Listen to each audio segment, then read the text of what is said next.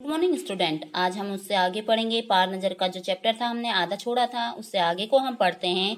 उसमें देखा आपने कि छोटू के पापा को कंट्रोल रूम के अध्यक्ष ने आप बताया कि जो ये तारा नुमा दिखाई दे रहा है या कोई तारा नहीं है, यह क्या कर रहा है, हर पल अपनी स्थिति को बदल रहा है। तो उससे आगे देखते हैं क्या हुआ कहानी में। अंतरिक्ष यान तो नहीं है, छोटू के पापा ने अपना संदेह प्रकट किया। संदेह हमें भी है, आप अब इस पर बराबर ध्यान रखिए। उन्होंने, उसके पापा ने उस अध्यक्ष से बोला कि कहीं ये कोई अंतरिक्ष यान तो नहीं है। उन्होंने कहा कि लग तो हमें भी रहा है, लेकिन आप देखिए कि आखिरकार ये है क्या चीज। छोटू के पापा सोच में डूब गए। क्या सच में अंतरिक्ष यान होगा? वो सोचने लगे कि क्या वाकई में ये अंतरिक्ष यान होगा, कहाँ से आ रहा होगा, इस सौर मंडल में हमारी धरती के अलावा और कौन से ग्रह हैं, ग्रह पर जीवों का अस्तित्व है, कैसे हो सकता है, अगर आप अगर हाँ, और अगर होगा भी तो क्या इतनी प्रगति कर चुका होगा कि अंतरिक्ष यान छोड़ सके। वैसे तो हमारे पूर्वज भी ने भी अंतरिक्ष यानों उपग्रहों का प्रयोग किया था, मगर अब हमारे लिए यह असंभव है। उसके लिए आवश्यक मात्रा में ऊर्जा तो हो। काश हम ये नए मेहमान के नजदीक से देखा जा सकता। हाँ, अगर इसी तरफ आ रहा होगा तब यह संभव है, हो सकेगा कि इसे हम देख सकें। छोटू के पापा सोच में डूब गए कि क्या वाकई में ये अंतरिक्ष यान होगा, और ये अंतरिक्ष यान है तो कहाँ से आ रहा होगा, किन लोगों ने यहाँ भेजा होगा। क्या हमारी धरती की तरह ही उस अन्य सौरमंडल के अन्य ग्रहों पर जीवन है? ये कौन सोच रहे थे? मंगल ग्रह पर बैठे हुए छोटू के पापा। उन्हें लगता था कि सिर्फ उनके मंगल ग्रह पर ही क्या है, जीवन है, लेकिन यह उन्हें पता नहीं कि मंगल ग्रह के अलावा एक पृथ्वी पर भी क्या है, जीवन है। वो सोच रहे थे कि वाकई में इन लोगों ने इतनी प्रगति कर ली होगी, अगर जीवन है भी तो कि अंतरिक्ष यान छोड़ सकें। काश हमारे पूर्वजों ने भी किया था ऐसा, काश आज हम भी ऐसा कर पाते हैं। हमारे पास अगर उचित मात्रा में क्या होती, ऊर्जा होती। उनके पास ऊर्जा नहीं थी, ऊर्जा का कम स्रोत था। क्यों? क्योंकि वो कहाँ रह रहे थे, जमीन के नीचे। यह अब अंतरिक्ष यान एक यांत्रिक हाथ बाहर निकाला, हर पल उसकी लंबाई बढ़ती जा रही थी। मतलब जो अंतरिक्ष यान था उसने यांत्रिक का मतलब होता है मशीनी हाथ, मशीनों से बना हुआ मशीनी हाथ उसने बाहर निकाला और उसकी लंबाई हरदम बढ़ती जा रही थी। छोटू के पापा अवलोकन जारी था। अवलोकन मीन्स होता देखते रहना। छोटू के पापा उस अंतरिक्ष यान की प्रतिक्रिया को सिर्फ देख रहे थे। कॉलोनी के प्रबंध समिति की सभा बुलाई गई। जिस कॉलोनी में वो लोग रह रहे थे वहां अचानक से एक समिति बुलाई गई। अध्यक्ष भाषण दे रहे थे। जो उनके अध्यक्ष थे, मतलब मेन चीफ थे, उन्होंने उनको भाषण देना शुरू कर दिया कि हाल ही में मिली जानकारी से पता चलता है 2 अंतरिक्ष यान हमारे मंगल ग्रह की तरफ बढ़ते चले आ रहे हैं। इनमें से एक यांत्रिक यान हमारे गिर्द चक्कर काट रहा है। कंप्यूटर के अनुसार अंतरिक्ष या नजदीक के किसी ग्रह से छोड़े गए हैं। ऐसी हालत में हमें क्या करना चाहिए, इसकी सुनिश्चित योजना बनानी जरूरी है। नंबर 1, आपका क्या ख्याल है?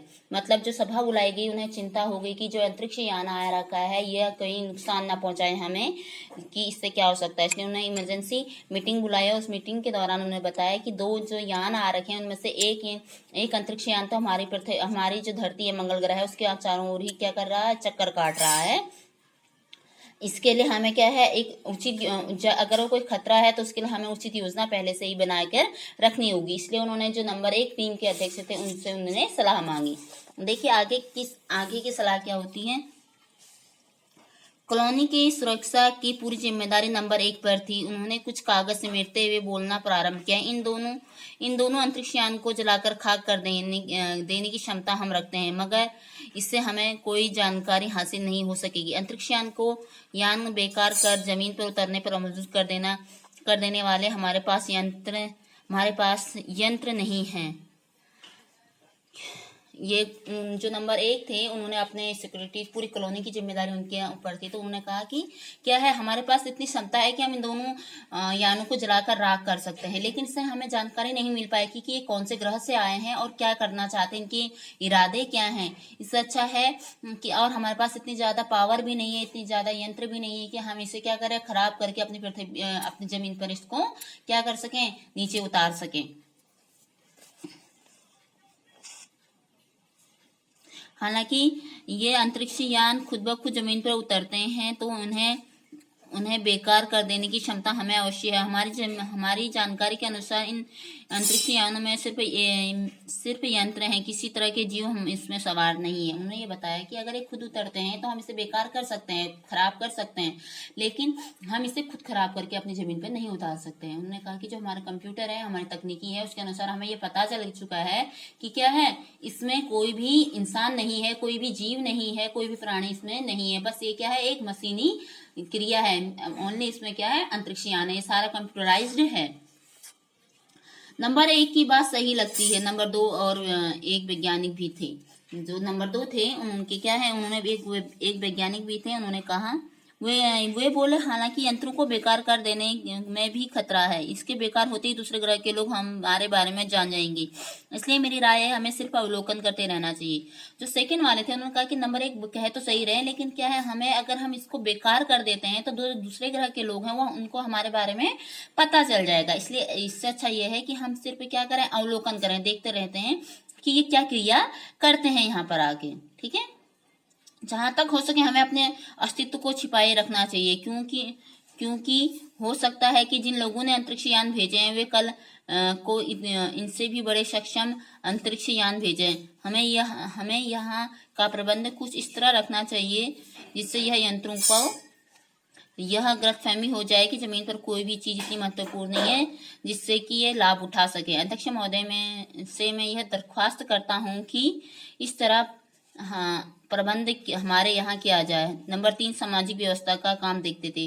जो नंबर 3 थे उन्होंने बोलना शुरू करा कि हमें यह देखना है कि हमें अपने अस्तित्व को छुपाए रखना है, उन लोगों से हमें अपने अस्तित्व को छुपा कर रखना है, ताकि क्या है कि इसमें कोई परेशानी ना हो। अगर हमने अपने अस्तित्व को नहीं छिपा के रखा तो क्या हो जाएगी, बहुत ज्यादा प्रॉब्लम हो जाएगी, उन्हें हमारे बारे में पता चल जाएगा। और क्या है, इसके लिए क्या करेंगे, इससे भी बड़े बड़े यान हम यहाँ भेज सकते हैं। इससे अच्छा हम चुपचाप से बैठे रहते हैं और उन्हें यह लग जाए कि हमारे धरती पे कोई भी काम की चीज नहीं है, वो बस देख के चले जाएंगे यहाँ, जिससे वो क्या है कि वो लोग हमारे धरती से कोई भी लाभ उठा सकें। उनकी बात का जवाब अध्यक्ष कुछ बोलने ही जा रहे थे कि फोन की घंटी बजी। इसमें कुछ बोलते ही कि उससे पहले फोन की घंटी बजी। अध्यक्ष ने चौका उठाया। 1 मिनट बाद सभा को संबोधित करते हुए उन्होंने कहा कि भाइयों, अंतरिक्ष यान क्रमांक 1 हमारी जमीन पर उतर चुका है। उन्होंने कहा कि देखो, आप जो 1 नंबर का अंतरिक्ष यान था वो क्या है, इस धरती पर मंगल ग्रह पर उतर चुका है। वो दिन छोटू के लिए बड़ा महत्वपूर्ण था, छोटू के लिए बहुत इंपॉर्टेंट डे था। पापा उसे कंट्रोल रूम में ले गए थे, पापा ने उसे अपने साथ ले गए थे।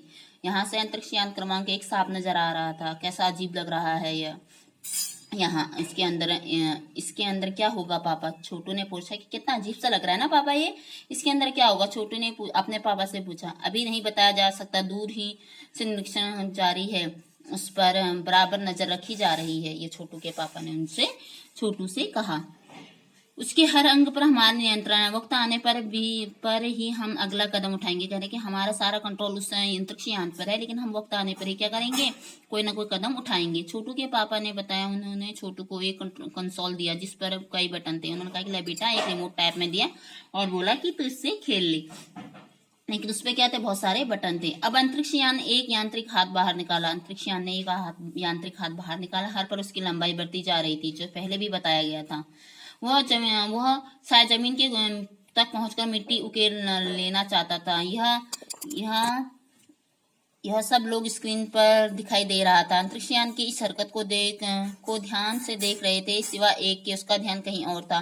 सब लोग अंतरिक्ष यान की जो मिट्टी निकाल रहा था, उकेरना मतलब मिट्टी को खोदना, मिट्टी खोद रहा था उसका जो यांत्रिक हाथ, सब लोग उसे देखे हुए थे, लेकिन सिर्फ एक ही का ध्यान नहीं था। वो कौन था, छोटू का सारा ध्यान कंसोल पैनल पर था, जो रिमोट कंट्रोल टाइप में उसे मिल दिया गया था उसके पापा ने, उस पर ध्यान था। कंसोल पर एक बटन दबाने की अपनी इच्छा को वो रोक नहीं सका। उसने जो मिला था उस पर बटन दबाना की अपनी इच्छा जो थी उसे नहीं रोक पाया, और उसने लाल लाल बटन को बार बार उसके ऊपर बस खींच रहा था। लाल लाल बटन उसे बार बार दबाने के लिए प्रेरित कर रहा था, तो उसने उस लाल बटन को दबा लिया और सहसा खतरे की घंटी बजी। सबकी निगाहें कंसोल पर पहुंची। पापा ने छोटू को अपनी तरफ खींचा और एक झापड़ रसीद दिया और लाल बटन को पूरी स्थिति पे ला रखा। उन्हें पता चल गया कि कोई खतरे की घंटी बज गई है। उन्होंने छोटू को ने गलत कार्य किया था, इसलिए क्या है, उन्होंने छोटू को मार दिया। ठीक,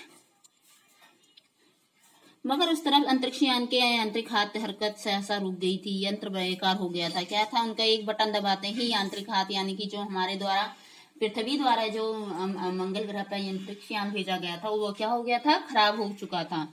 ठीक। उधर पृथ्वी पर national aeronautics and space administration, अर्थात क्या है, जो हमारा नासा है, जो पूरे सौरमंडल की जानकारी कलेक्ट करता है, उसका पूरा नाम है national aeronautics and space administration, जिसे शॉर्ट में कहा जाता है नासा, द्वारा प्रस्तुत वक्तव्य से सबका ध्यान अपनी तरफ आकर्षित कर लिया। सबने ये, जब एक न्यूज आई थी जिसमें मंगल ग्रह पर हमारे अंतरिक्ष यान गए थे, उसके बारे में, मंगल की धरती पर उतरा हुआ अंतरिक्ष यान वाइकिंग, कौन सा यान भेजा गया था? अंतरिक्ष यान का क्या नाम था? वाइकिंग, अपना निर्धारित कार्य कर रहा है। हालांकि किसी अज्ञात कारणवश अंतरिक्ष यान को यांत्रिक हाथ बेकार हो गया, यानी कि पता नहीं किस कारण, किस वजह से क्या हो गया, वो अंतरिक्ष यान काम करना, उसका जो हाथ है वो काम करना बंद कर दिया है। ये एक न्यूज आई थी। ठीक है। नासा के तकनीशियन इस बारे में जांच कर रहे हैं। जो नासा के तकनीशियन है वो इसको सही करने पे लगे हुए हैं। इस यांत्रिक हाथ को दुरुस्त करने का प्रयास भी जारी है। अगर ये वहां कोई मनुष्य होता तो मनुष्य करता, लेकिन वो मनुष्य के द्वारा, मनुष्य उसमें कोई भी नहीं था, कोई जीव उसमें नहीं था, तो वो क्या था, सारा काम यहाँ से किया जा रहा था, कंप्यूटराइज्ड किया जा रहा था पृथ्वी से मंगल ग्रह पे। कुछ ही दिनों के बाद पृथ्वी के सम्मुख अखबारों में छापा गया और उसके बाद कुछ दिनों बाद अखबारों में एक नई न्यूज आई। नासा के तकनीशियनों ने रिमोट कंट्रोल के सहारे वाइकिंग को दुरुस्त करने में सफलता प्राप्त की।